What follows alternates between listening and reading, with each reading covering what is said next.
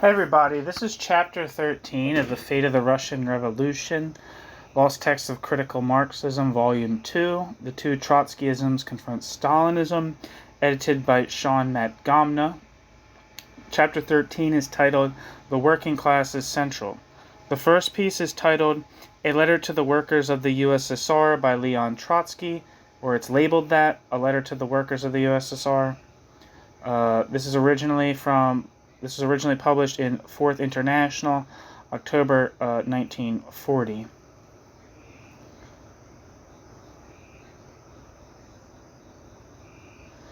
Greetings to the Soviet workers, collective farmers, soldiers of the Red Army, and sailors of the Red Navy.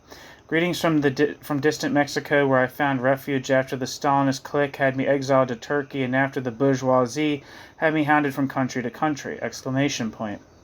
Dear comrades, the lying Stalinist press has been maliciously deceiving you for a long time on all questions concerning those which relate to myself and my political co-thinkers. You possess no workers' press, you read only the press of the bureaucracy, which lies systematically so as to keep you in darkness and thus render secure the rule of a privileged parasitic caste. Those who dare raise their voice against the universally hated bureaucracy are called, quote, Trotskyist and, quote, agents of a foreign power, branded as spies. Yesterday it was spies of Germany, today it is spies of England and France, and then sent to face the firing squad. Tens of thousands of revolutionary fighters have fallen before the muzzles of GPU Mausers, and in the USSR and in countries abroad, especially in Spain. All of them were depicted as agents of fascism. Do not believe this abominable slander. Their crime consists of defending workers and peasants against the brutality and rapacity of the bureaucracy. The entire old guard of Bolshevism, all the collaborators and assistants of Lenin, all the fighters of the October Revolution, all the heroes of the Civil War have been murdered by Stalin. In the annals of history, Stalin's name will forever be recorded with the infamous brand of Cain!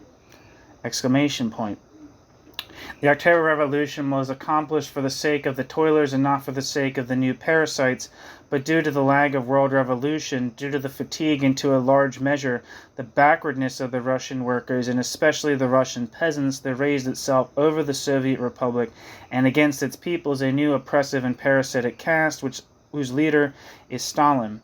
The former Bolshevik party was turned into an apparatus of the caste.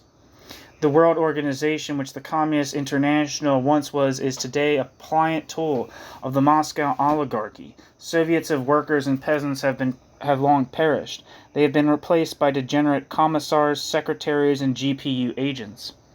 But fortunately, among the surviving conquests of the October Revolution are the nationalized industry and the collectivized Soviet economy. Upon this foundation, workers' Soviets can build a new and happier society. The foundation cannot be surrendered by us to the world bourgeoisie under any conditions.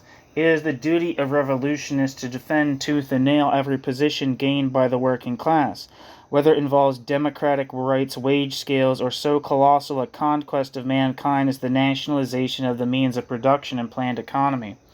Those who are incapable of defending conquests already gained can never fight for new ones. Against the imperialist foe, we will defend the USSR with all our might. However, the conquest of the October Revolution will serve the people only if the people prove themselves capable of dealing with the Stalinist bureaucracy, as in their day they dealt with the Tsarist bureaucracy and the bourgeoisie. If Soviet economic life has been conducted in the interest of the people, if Soviet economic life had been conducted in the interest of the people, if the bureaucracy had not devoured and vainly wasted the major portion of the national income, if the bureaucracy had not trampled underfoot the vital interests of the population, then the USSR would have been a great magnetic pole of attraction for the toilers of the world, and the inviolability of the Soviet Union would have been assured. But the infamous oppressive regime of Stalin has deprived the USSR of its attractive power. During the war with Finland, not only the majority of the Finnish peasants, but also the majority of the Finnish workers proved to be on the side of the bourgeoisie. This is hardly surprising since they know of the unprecedented oppression to which the Stalinist bureaucracy subjects the workers of nearby Leningrad and the whole of the USSR. The Stalinist bureaucracy, so bloodthirsty and ruthless at home and so cowardly before the imperialist enemies, has become the main source of war danger to the Soviet Union. The old Bolshevik Party and the Third International have disintegrated and decomposed. The honest and advanced revolutionists have organized abroad the Fourth International, which has sections already established in most of the countries of the world. I am a member of this new international. In participating in this work, I have remained under the very same banner that I served together with you or your fathers and your older brothers in 1917 and throughout the years of the Civil War, the very same banner under which, together with Lenin, we built the Soviet state and the Red Army. The goal of the Fourth International is to extend the October Revolution to the whole world and at the same time to regenerate the USSR by purging it of the parasitic bureaucracy. This can be achieved only in one way, by the workers, peasants, Red Army soldiers, and Red Navy sailors, raising against the new caste of oppressors and parasites. To prepare this uprising, a new party is needed, a bold and honest revolutionary organization of the advanced workers. The Fourth International sets as its task the building of such a party in the USSR. Advanced workers, be the first to rally to the banner of Marx and Lenin, which is now the banner of the Fourth International. Now learn how to create, in the conditions of Stalinist illegality, tightly fused, reliable revolutionary circles. Establish contacts between these circles. Learn how to establish contacts through loyal and reliable people, especially the sailors, with your revolutionary co-thinkers in bourgeois lands.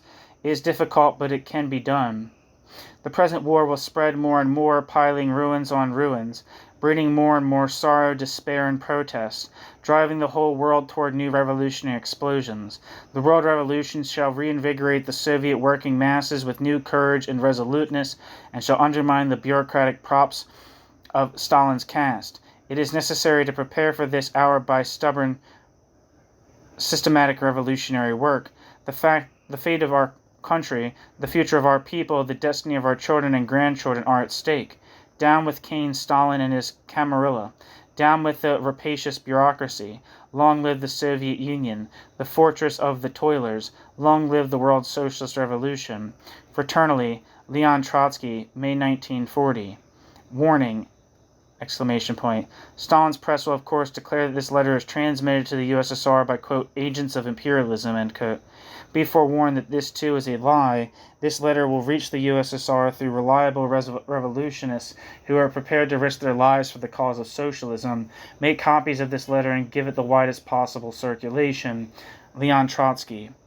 Again, this piece was labeled A Letter to the Workers of the USSR and was originally published in Fourth International, October 1940.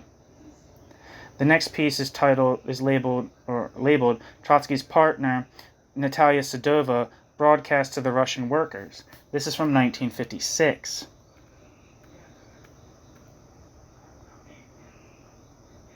This was published in Labor Action, 30th of July, 1936. Text of a broadcast to Russia via Radio Liberation.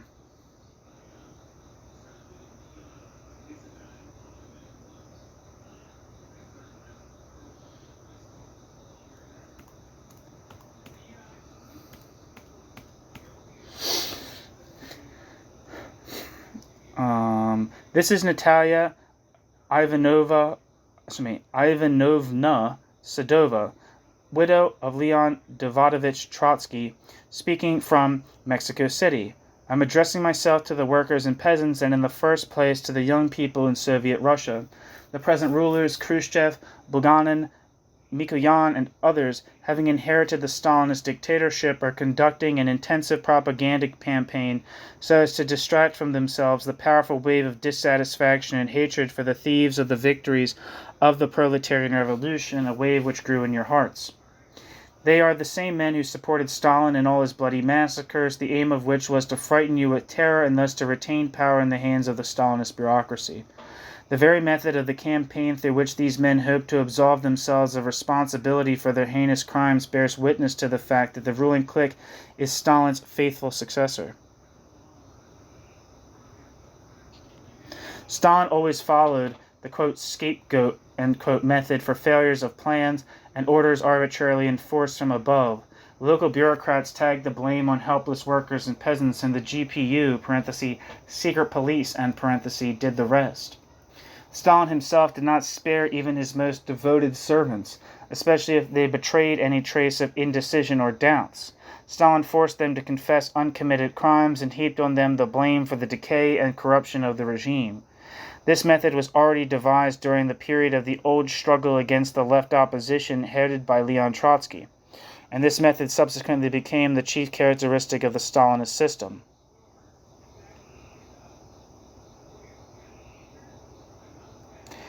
What then is the present campaign if not a continuation of the same method, but with one serious difference? Today's scapegoats are really guilty of crimes of which they are accused. Beria was first. Then 3 years passed, 3 long years, before the present bosses dared to expose the criminal in the corpse of their leader. Now they declare to the entire world that in the process of building up the, quote, cult of personality, end quote, Stalin lost his mental balance. Stalin's ailment, it appears, consisted in lacking complete confidence in the Molotovs, Khrushchevs, Kaganoviches, and their like, who were nonetheless completely devoted to him. Just try and think. Who are these direct heirs of the unbalanced Stalin who declare themselves collective leaders of Soviet Russia? They admit to the entire world that for many decades not one among them, among the collective leaders, dared, for fear of his own life, to come out with a proposal for steps which would have saved the lives of millions of workers and peasants who were banished to concentration camps. These are the non-entities who dared to demand from Russian workers and peasants unimaginable sacrifices in the struggle for a great cause. How long will they hold on under the pressure of great events? All their lives they showed no interest in improving the lot of the toilers. They were interested only in holding on to power and to all the privileges that go with power. Besides, the training they received from Stalin makes the realization of a collective leadership unlikely, even in the imperfect form they have in mind. How can they trust each other, knowing full well that while Stalin was alive, each one among them would have been happy to sacrifice all and everything just to hold on to his own power and position? Events unfold slowly, but it is unlikely that this leadership will last long. I repeat with bitterness that many of my listeners were brought up completely in a Stalinist spirit. Young people were taught history which was thoroughly permeated with lies. Even those grains of truth which the rulers were forced to admit now make impossible the use of old history textbooks. Yet the new textbooks which are now being prepared will be more truthful than the old. Yet the new textbooks which are now being prepared, will they be more truthful than the old ones? The rulers of Russia are in a dilemma, which lies to admit and which lies to retain intact.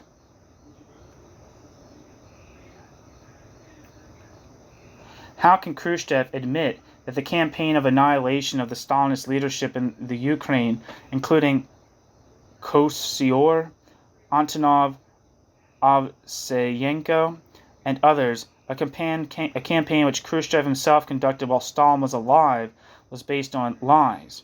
How can Voroshilov, this venerable chairman of the Supreme Soviet of the USSR, dared to admit openly that while signing the death sentences of the Red Army commanders Tukhachevsky, Yegorov, and Gomarnik, and others, he knew full well that all this was nothing but lies and frame-up? And the statesman Molotov, will he tell of the beautiful friendship with Hitler and Ribbentrop, which culminated in Stalin's signing of the Hitler Pact and which gave a green light to a world war? The murder of Kirov in 1934 gave impetus to an unequaled campaign of executions and slander directed against entire strata of the Russian population. Will the leaders of the present regime tell us who is guilty of this crime? Will they admit that behind this bloody affair and all its consequences stood the sinister figure of the, quote, father of the peoples, end quote, who organized Kirov's murder? Should they admit this fact, then the entire campaign of slander which was directed at that time against Trotsky, Zinoviev, Kamenev, and hundreds of others will fall to pieces, and the entire affair will reappear as it was in reality, as a nightmare and a frame-up. The government leaders are in a dilemma. Where should they stop? They have already begun to put the brakes on further unmasking of lies. The reason for this is clear. Their own power is based on this truly monstrous tissue of lies of the bureaucracy against Trotsky, Zinoviev, Kamenev, and hundreds of other members of the opposition. They dare not continue repeating the lies nor denounce them.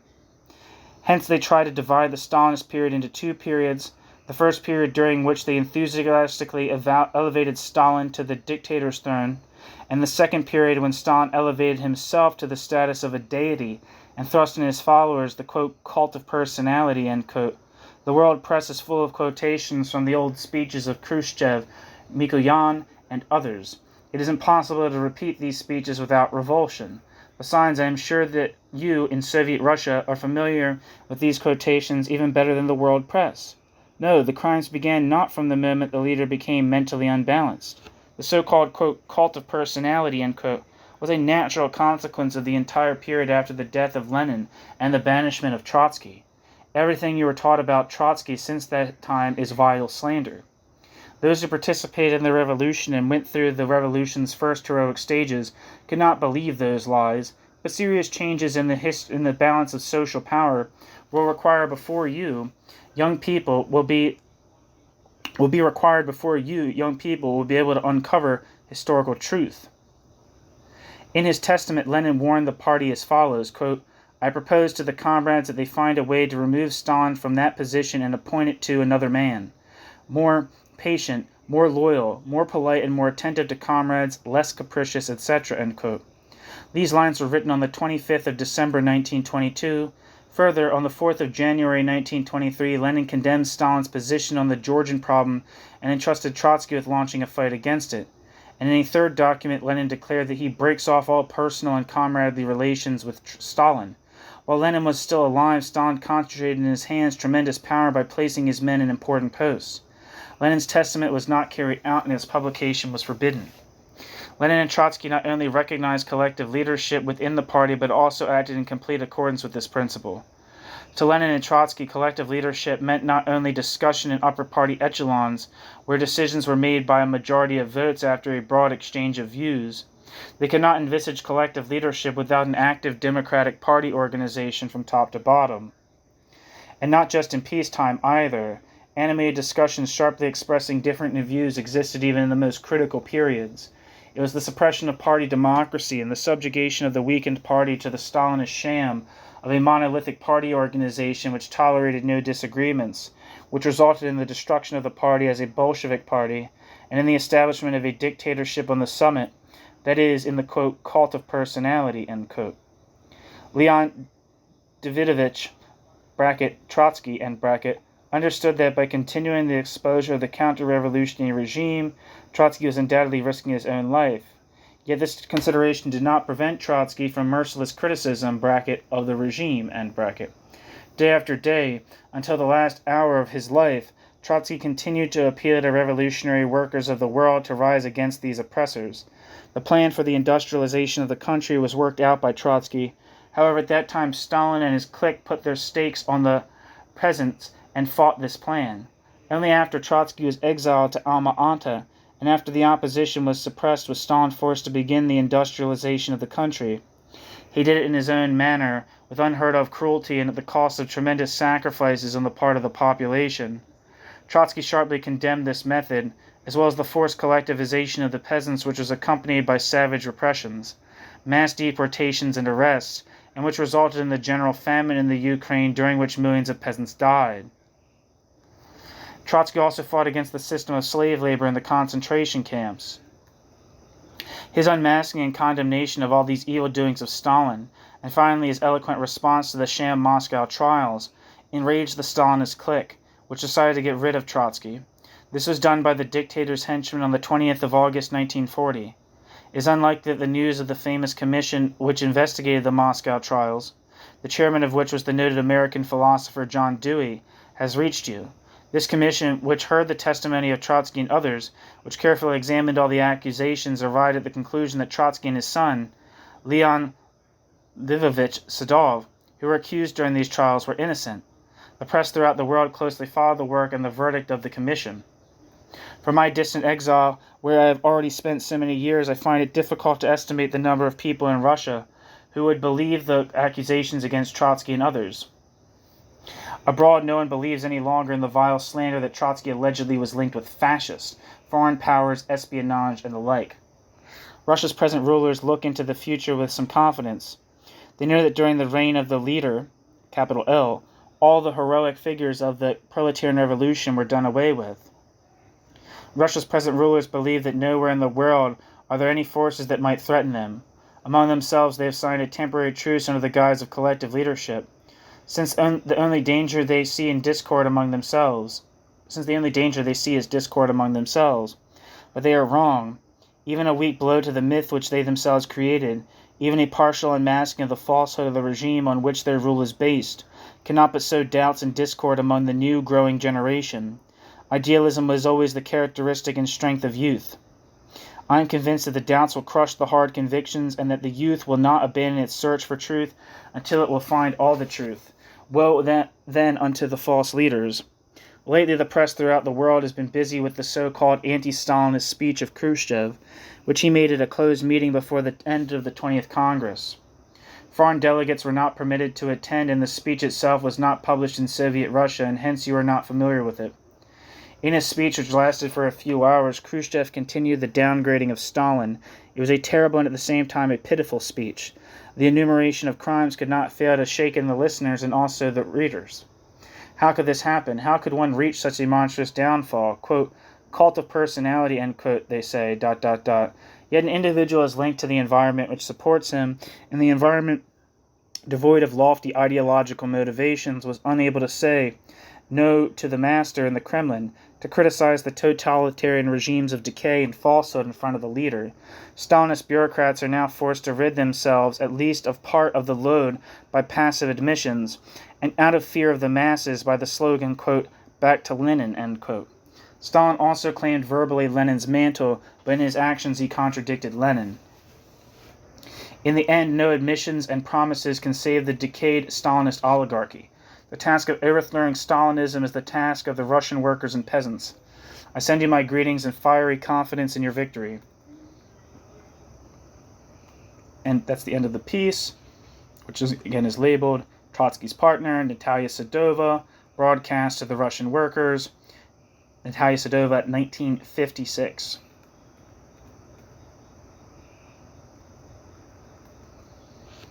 And this piece was published in Labor Action on the 30th of July, 1956, which is as a text of a broadcast to Russia via Radio Liberation. The next piece is titled Why the Working Class is Central by Max Shachtman, or is labeled Why the Working Class is Central by Max Shachtman. This is from 1953.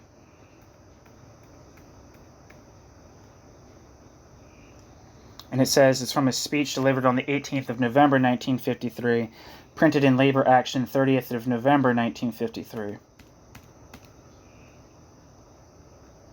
We consider ourselves as the heirs of the Trotskyist movement when the Trotskyist movement was a living movement in the full sense of the word, when the Trotskyist movement represented the imperishable tradition of revolutionary Marxism. And today, 25 years after the founding of that movement, i.e. of the U.S. Trotskyist movement in 1928, end bracket. Looking backward with a minimum of maudlin sentimentality and a maximum of calm, objective and reasoned analysis, what do we celebrate on this 25th anniversary? What do we seek to represent in the working class movement as a whole, of which we are an inseparable part? What fundamentally justifies our independent and separate existence? Our stiff-necked obduracy in maintaining that existence, in refusing to give up, in insisting not only that we will hold on to what we have, but get more and more, until our ideas infuse the bloodstream of the whole working class movement. It is the essence of revolutionary Marxism, that respect in which it always differed, as it differs today, from every other social and political tendency, from every other movement, from every other mode of thought in society, and that essence can be summed up in these four words. Marxism is proletarian socialism. They say, by quote, they, in quote, I mean professors, former professors, aspirant professors, that there are as many schools of socialism as there are socialists. Every Princeton student bursts his seams when he hears this. Quote, there are other socialisms, and which of the 57 varieties are you referring to? End quote.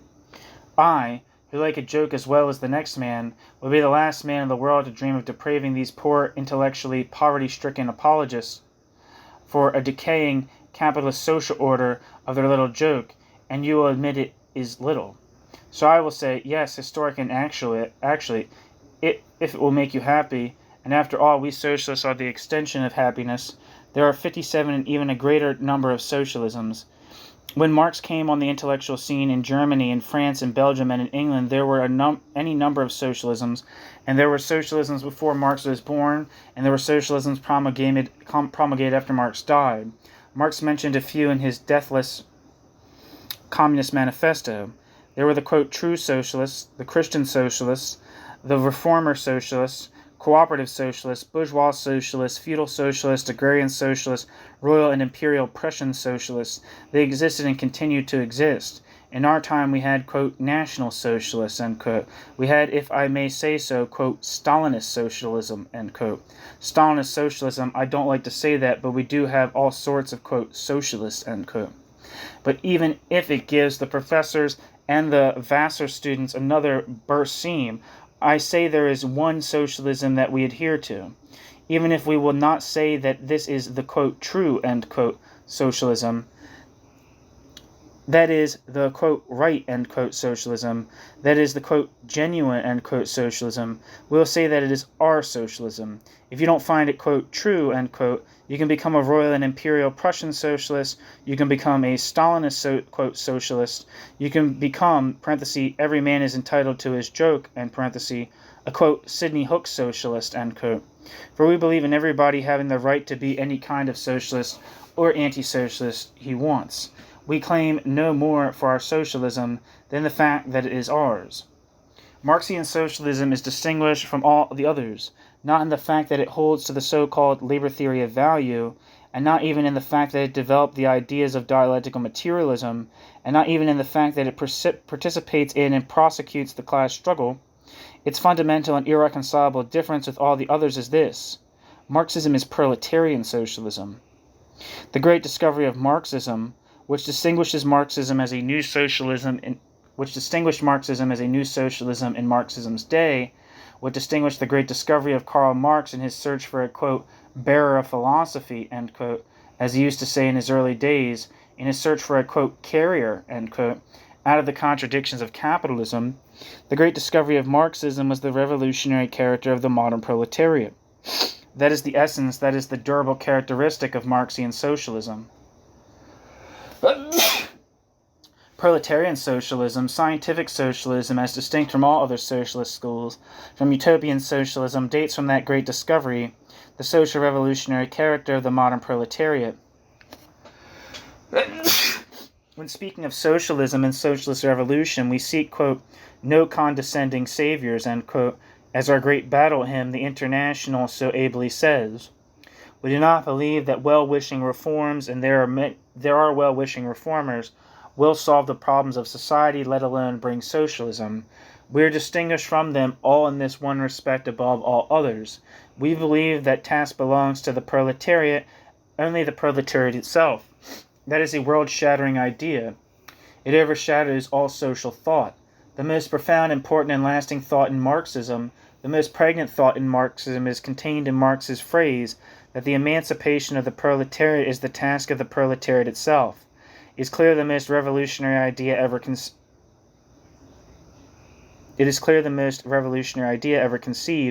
if you understand it in all its great implications.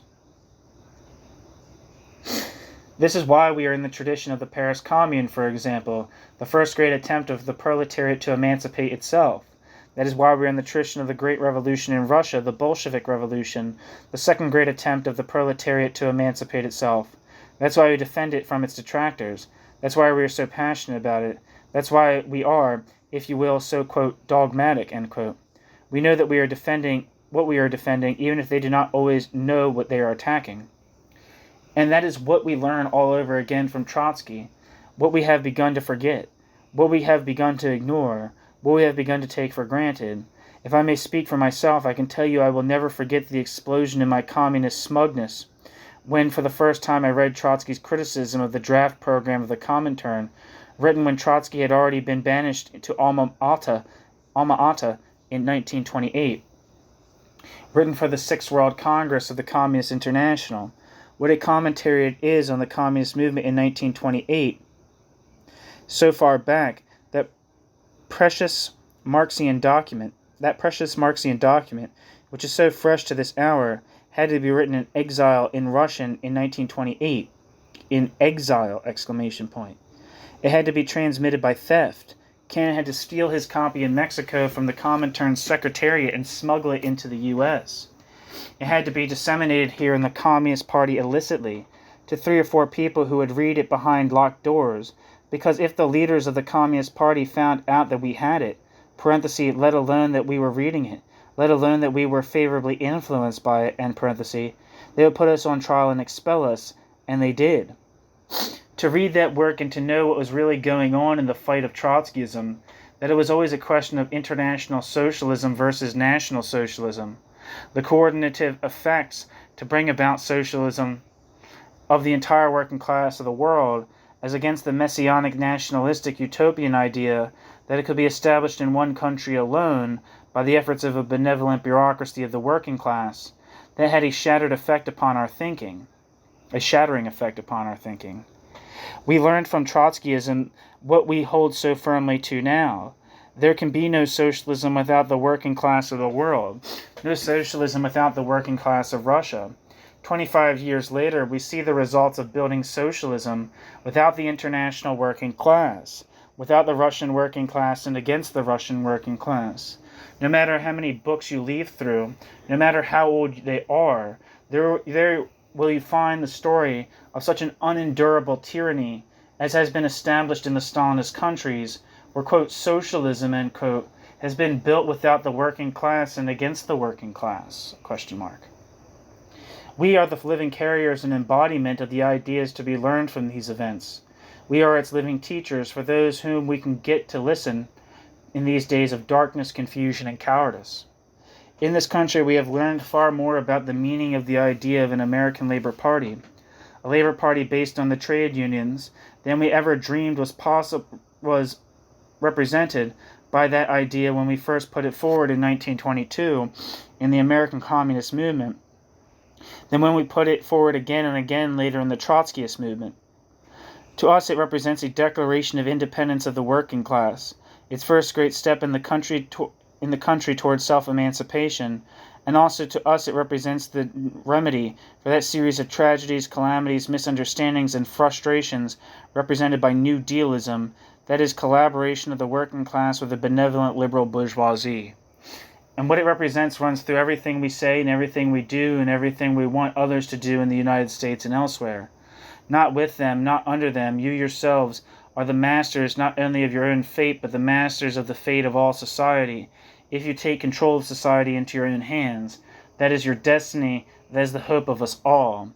We are optimistic because that will remain our hope in the greatest hours of adversity, while everywhere else lies pessimism. Our role is to teach Marxism, that Marxism which is proletarian socialism, Marxist politics, socialist politics. Our idea of politics boiled down to this revolutionary idea, to teach the working class to rely upon the working class's self, upon the working class's own organization, upon the working class's own program, upon the working class's own leadership, upon its own ideas and need for democracy, and to subordinate itself at any time to the interests, the needs, the leadership, the program, the movement, the organization, or the ideas of any other class. We regret that in other branches of the socialist movement, or what is called the socialist movement, that idea does not dominate every thought. We are proud that in our section of the socialist movement it does dominate every thought. We are proud that in our sections of the socialist movement it does dominate every thought and every deed. That's why we are Marxists. That's why we learned all over again in many intellectual and political battles under the peerless teacher and peerless revolutionary Trotsky. And we start by teaching socialists to rely upon themselves.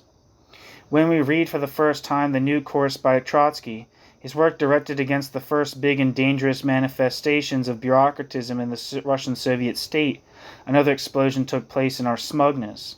I venture to call it, it's an awkward phrase and I hope it's not too badly misunderstood, a Bible of working-class democracy.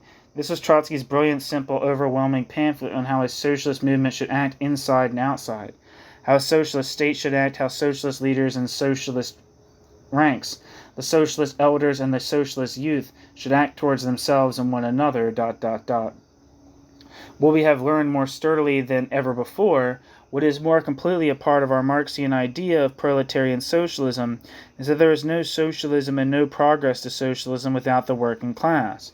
Without the working class revolution, without the working class in power, without the working class being lifted to, quote, political supremacy, end quote, parenthesis, as Marx called it, end parenthesis, to their, quote, victory of democracy, end quote, parenthesis, as Marx also calls it, end parenthesis. No socialism and no advance to socialism without it. That is our rock. That is what we build the fight for the socialist future on. That is what we're unshakably committed to. Look at what has happened. I hold them up as horrible examples to all who have renounced this struggle after having known its meaning. They have no confidence in the social revolutionary power of the proletariat. That is the alpha and omega of them all. One will embroider it with color thread and another with another. But at bottom, that is it. I claim to know that whereof I speak, because I know so many of them and know them so intimately, knew them so intimately, and know also what caused the renunciation of the struggle. They have been corrupted by that most ancient of corrupt ideas, that as for the lower class, there must always be one, that the lower class must always be exploited and oppressed, and there is no other way. That's their real feeling, and that's what's caused the renunciation of the struggle. They are the Stalinists in reverse. They have lost their faith in the socialist faith for that reason, and for that reason primarily and fundamentally. They have lost their respect for the working class because for so long a period of time it can, and it has, and it does, lie dormant and stagnant and seems to be absolutely passive, immobilized in permanence. In other words, they have doomed it. This working class, which has shown itself so capable of so many miracles in the past 100 and 200 years of its struggle against the bourgeoisie and against oppression in general, doomed it to eternal servitude. That's why they are not Trotskyists. That's why they're not socialists. That's why they're not Democrats. That's why they're not people with human integrity any longer. Ask any of them point blank, parenthesis, if you're on sufficiently good terms with them, end parenthesis. Do you believe that the working class can ever rule society and usher in a classless socialist regime? Do you believe that the working class has that capacity innate within it? Not one of them, if he is honest, will admit agreeing with it. You will notice every one of them beginning to hedge and to hem and to haul and to talk about 25 other subjects, because in all of them the corrupt idea has taken sound and firm roots that the working class will always be oppressed and exploited by someone or another. Look at Burnham and his, quote, Machiavellians, end quote. The whole theory is there. The whole snobbish bourgeois theory that goes back to feudalism and goes back to slavery before that. There have to be exploited workers, and the best that the exploited workers can hope for is that the rulers fight among themselves, and that in the interstices of this fight they may be able to promote their own interests just a little bit without ever changing their exploited status. What is this at bottom but a variety of the notorious philosophy which the Stalin-led intellectuals and apologists use to whisper to us in justification of their support of the Kremlin? Quote, you don't mean to say that you really believe that the working class can emancipate themselves, can themselves take power, ... They need a strong hand over them, ... end quote. These people can't absorb the idea that the workers can free themselves. Take that diluted variety of these skeptics, the pro-war socialists, parenthesis, if you can call them socialists, end parenthesis. We would be for the third camp, you see, if it existed. Show us a third camp and we would be the first ones to be for it. If it were big and powerful and had lots of dues-paying members. But there is no third camp now, so why be for it? But the minute is coming into being. We don't believe that it will ever happen, of course, but if despite our skepticism it should come into being against capitalism, parenthesis, which we are not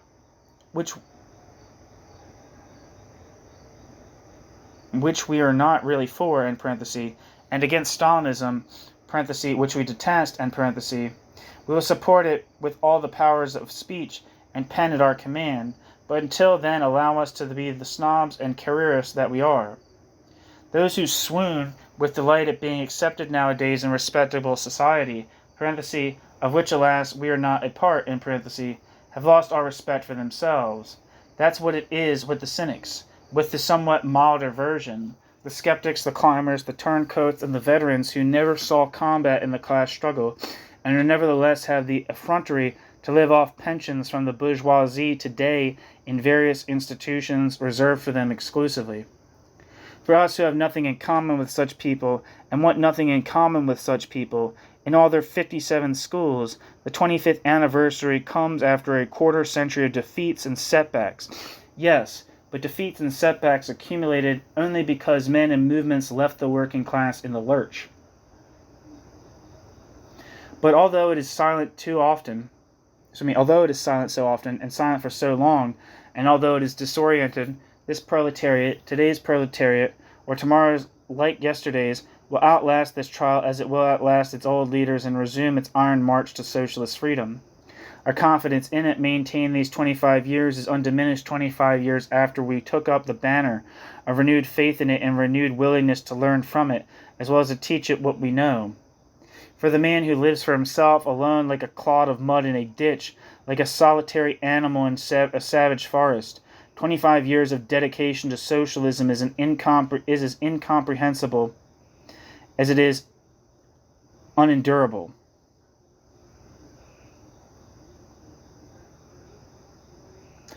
But we are, thank God, not like the clods of mud, the careerists and the opportunists, the Philistines of all sorts and varieties of especially strong fountains of strength in this last trench of world capitalism, the United States. We are people who have been intellectually and spiritually emancipated by the great philosophical and cultural revolution in thought that Marx began and Trotsky so richly expanded. We are the fortunate ones who are not resigned and know that they need not resign ourselves to the inevitability of advancing barbarism, to the decay and disintegration of society. We know with scientific sureness that no reaction, no matter how strong at the moment, no matter how prolonged, can destroy that social force whose very conditions of existence force it into a revolutionary struggle against the conditions of its existence, the proletariat. We know with scientific sureness that no matter how dark and powerful reaction may be at any given time, it not only generates but regenerates its grave digger. That same proletariat, the only social force which class society is endowed with infinite capacity for recuperation from temporary defeat. And we know with scientific sureness that the achievement of the fullest development of democracy, which is socialism, is in safe hands when entrusted to the proletariat, and in safe hands only when it is in its charge. And it alone must have democracy for its existence, and it alone can realize it in full by its irrepressible aspiration for socialism and its unceasing fight for socialism. For the man to whom the debasement and oppression of others is a mortal offense to himself, who cannot live as a free man while others are unfree, who understands that without resisting the decay of society there is no life worth living, for him the informed struggle against exploitation and social iniquity is the bloodstream of life.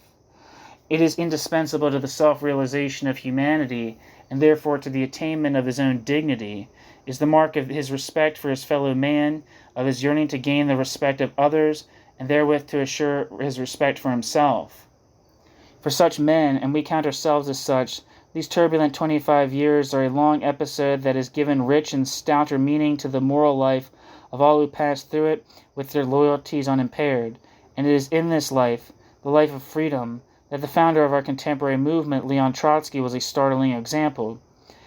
It is to the grand vindication of this life that lies ahead that we renew our bond tonight, the oldest and noblest bond in history, the bond that will be redeemed only on the day when the last chain has been struck from the body and mind of man, so that he may walk for the first time among his equals, erect.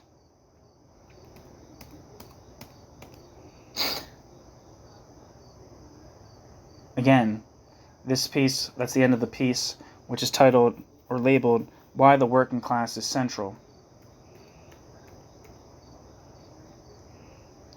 And it's from a speech delivered on the 18th of November, 1953. Labor Action, 30th of November, 1953.